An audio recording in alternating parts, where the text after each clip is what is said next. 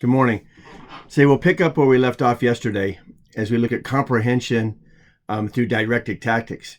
If you remember right, first of all, we talked about questioning, self-questioning, where I said, and I was trying to explain that I know we can't write in our books, but maybe we can take note cards and write notes in the note cards or post-it notes and then put it by those chapters, by those pages that I have the answers, or even write post-it notes and put it in the book of questions that you want to ask myself later on.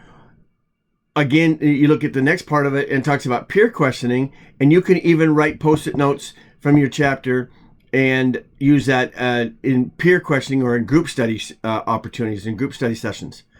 We'll move on, and then we'll talk about note-taking. And today, during this lecture, during our time together today, we'll talk about note-taking, but we'll also watch a couple of videos, or at least one video, on how to take notes and the different ways of taking notes. You could take notes by summarizing. You could take notes by outlining. I've given you the PowerPoint presentations, and so in those PowerPoint presentations is a summary, and you can add to that summary with the things I write on the chalkboard or on the whiteboard and so on and so forth. You can write on there summarizing some of the things that we've done on our lecture. You can, and really when you look at it, a PowerPoint is a form of an outline. It's always bullet points. A good PowerPoint is bullet points. Example of a not good PowerPoint would be just all lines, all words, and you've got to try to read it yourself. And there's just a lot of reading to do, and you usually don't have very much time in which to do it. So as you see, our PowerPoints are set up in outline form. You can add to those outlines if you need to.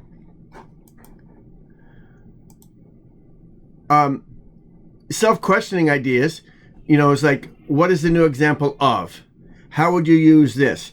I will ask you to explain to me. Let's go example. An example would be, what are Gardner's 8 ways of learning, and which do you prescribe to? Which is the best way that you learn?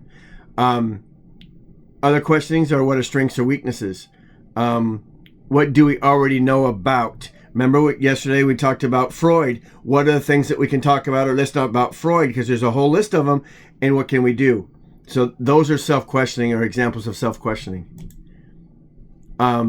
What is the meaning of? Why is it important? Lots of times I'll ask you definitions because it's important to have a foundation and to look at definitions and understand definitions. I will ask you to compare and contrast. In my world religion class, all the time I ask them to compare the different religions. Compare the texts, compare the leaders, compare the disciplines, compare the doctrine, the festivals, the traditions, those kind of things. Compare and contrast and be able to understand that. When we get into diagnosis in psychology, we're going to compare and look and see, what does this mean and how does this compare to this? And what makes this different than this? So that's what we're looking at. We're also looking at what causes things.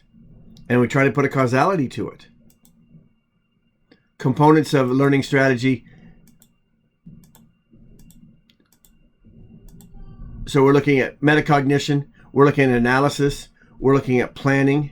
We implement the plan. We monitor our progress. And then we do modification.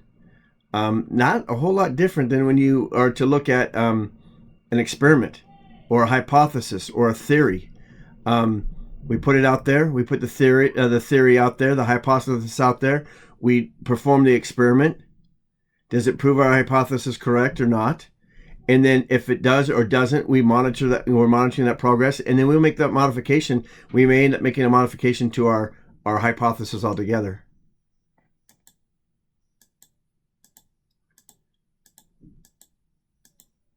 Technology is an information processing tool.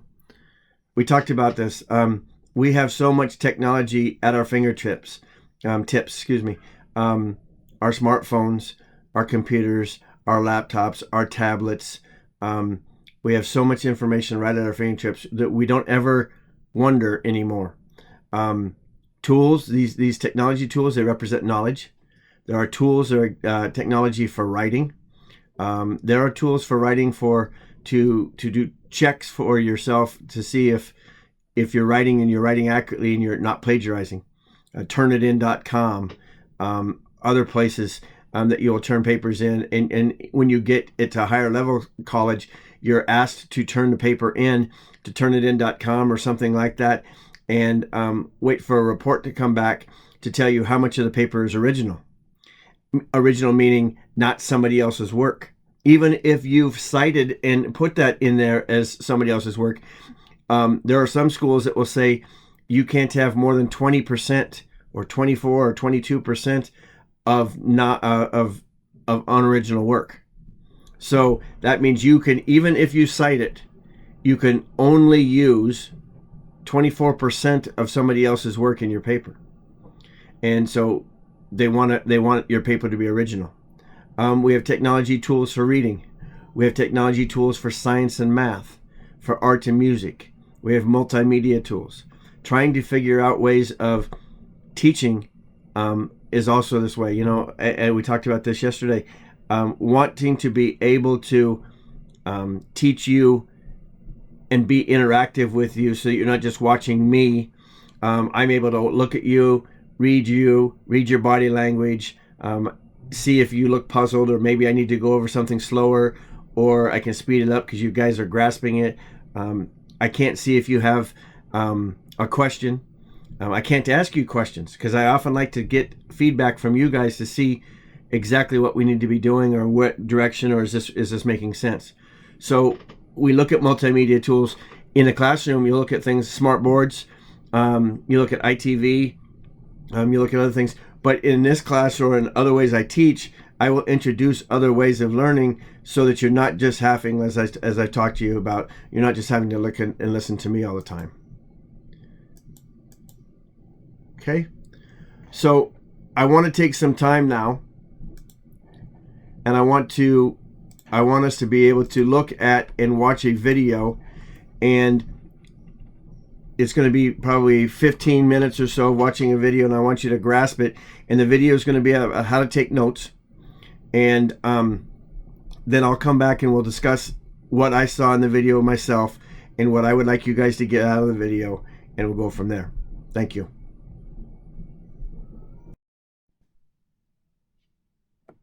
So I'd like to summarize that. First of all, they stated that learning to be effective, you need to be doing something with it. Again, this goes back to our effortful and purposeful. They talked about reading, writing, discussing, solving problems as ways of doing something with what we're learning. Good notes will help you to remember information, to remember topics, and to remember concepts. And good notes will help you prepare and as a lifesaver when it's time to take tests and test time is around the corner. They asked a question about, do I take notes off a computer or my tablet, or do I take notes by longhand? And they prefer, or they suggested, that we continue taking notes longhand, because one with the computer, if you're doing that, the brain isn't processing it as deeply. I think one of our students said that it's not cementing it. And so we're seeing the pegs, and the pegs aren't becoming close, they're too spread apart. And so we're not cementing it until we're doing something with our hands and our eyes together. And then so that is helping. And the other reason they said not to use a computer, and we've talked about this, the distractions, social media, real quick. I'll just go out real quick. There's a procrastination video that I've watched where a guy was working on a thesis, and he, mapped out his time and stuff, and he went on the internet to do some bibliography search. And in that bibliography search, he went down this rabbit trail and started looking at this and this and this. And before he realized it, he had spent 6 hours watching YouTube videos and watching videos on how to do something and how this works and how that works, completely different from his paper. And he wasted 6 hours of his time. So there's distractions as we go down those paths, and we get caught off guard, and we do this and do that and those kind of things. So they do suggest to write by hand. He discussed 5 topics, or 5 different methods. And I'm not going to do them in any particular order, but I will talk about those methods. The sentence method, less preparation. So you're not doing any diagrams, you're not charting your paper, you're not making any lines or anything like that. All you're basically doing is writing down word for word what the instructor says. You write everything down. It's important to review it and to organize it when you're done, because you're so busy during the time that you're writing all this down that that you're not really grasping it. You haven't really put it in there. You've written everything down, don't get me wrong, but you really haven't put it in there. So you need to organize it, you need to summarize it. The Cornell method, minimal preparation, but more preparation than the sentence method has. And it has cues. There's lines on the paper, and it has cues. And a cue would be, if I said this word, what does it? What thoughts or what methods or what things does it elicit out of my brain? So those cues are cueing your brain to think about something. And then you've got your notes, and then on the bottom of it, it's got your summary. You've got the outline method, where it's structure and simple. Bullet points, always going to the right. So you start with a high heading or a hard heading, and then you go to the right to little things and little bullet points that follow that to the right or follow that high heading. And then you've got the mind mapping method for the people that want to, quite honestly, for the artistic learners, the more visual learners. You are, putting something in the middle, and then you're branching out from it. And then you might even be branching out from those things to expand upon that. And you really don't have sentences, you just have words, and you have relationships, and you're identifying those relationships in it. And then the last thing would be the charting method. You put topics and headings across the top, and you put things down below. We've seen that in our presentations when we saw research showed. If you remember that in the PowerPoint, it said research showed. And then on this side, it said, what did the research show? And on both of those things, it had in two areas. And that's what we're seeing.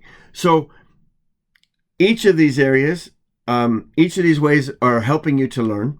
Each of these ways are different ways of learning, and they fit your lifestyle. They fit your style of learning. They fit the way you want to remember.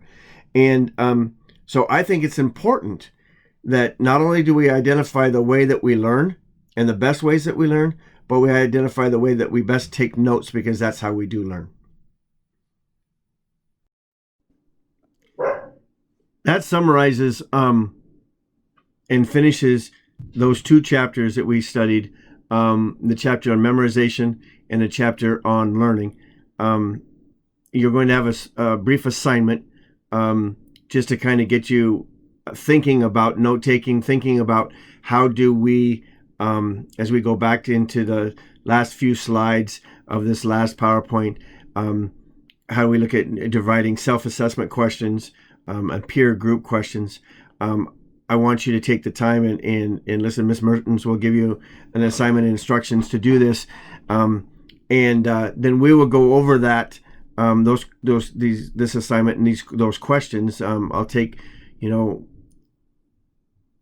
at least a question from everybody that they have based off of these two PowerPoints, so that we can better learn and understand. And maybe there's some things that you need to, that you're not quite clear on, and I might have gone too fast over or something like that.